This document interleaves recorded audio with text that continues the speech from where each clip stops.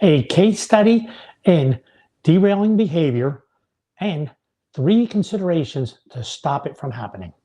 Welcome to Great Transition Strategies, Monday Morning Stand.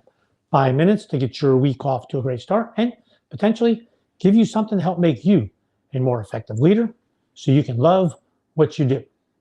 Derailing behavior. Last week, my wife took a trip from Baltimore to upstate New York, 1-hour flight. Flight was about 75% full. It was on time. Everything was ready to go. Boarding, from the time she boarded until the time they took off, there was the head flight attendant made 3 announcements that tweaked my wife's interest. It was all about, this is a very short flight. We don't have a lot of time for our in-flight service here today. We want you to take out your card and know what you're going to order when it comes time for our drink service, because this is a short flight. We don't have time. We will not be able to spend time talking to you about it, or we won't accomplish what we need to. Did that 3 separate times. My wife thought, oh, that's interesting. Took off, in-flight service starts, gets to my wife's aisle, gives her order. The person next to her, non-English speaking, clearly did not understand the announcement. And now it's taking a long time to make the order. And the flight attendant's really getting frustrated. You can impatient and frustrated. Finally, they get to the point that the woman wants tea. She says, tea. And the flight attendant says, we can't give you tea. We don't have enough time to make that. Whew. And on top of that, she was having a problem with her seat as well.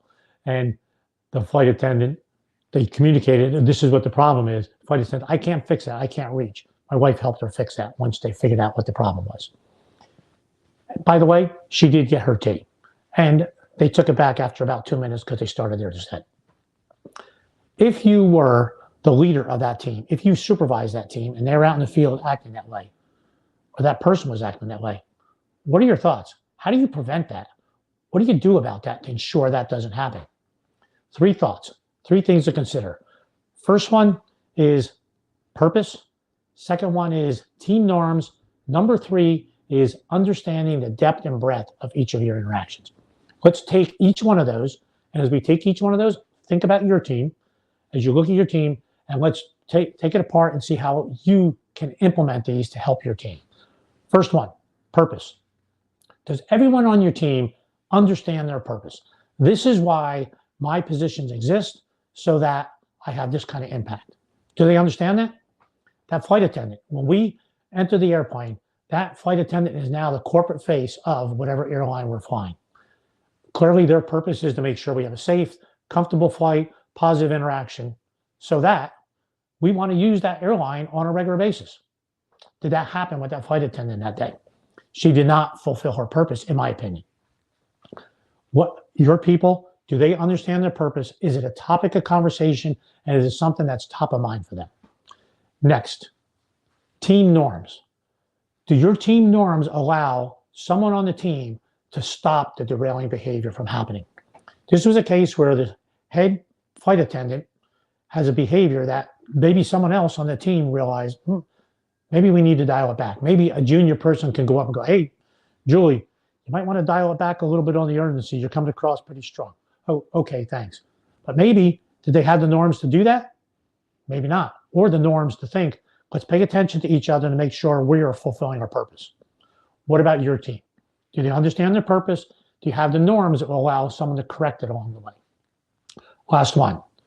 Last one is understanding the depth and breadth of each of your interactions. Do you think that flight attendant planned on being a topic of conversation at our dinner table? Probably not, but she was. Do you think she was a topic of conversation in conversations with the seatmate of my wife? I'm sure she was, because of the way she interacted.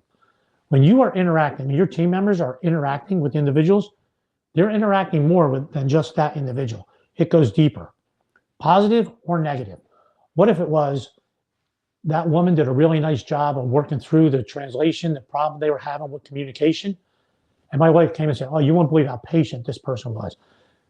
I knew they had a sense of urgency, but she worked through, and she was so kind to that individual.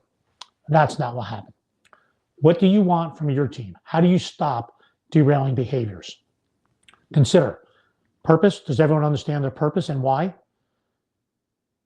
Number two, if you remember number two, team norms. You have team norms that could stop derailing behavior. And then number three, does everyone understand the depth and breadth of each individual interaction?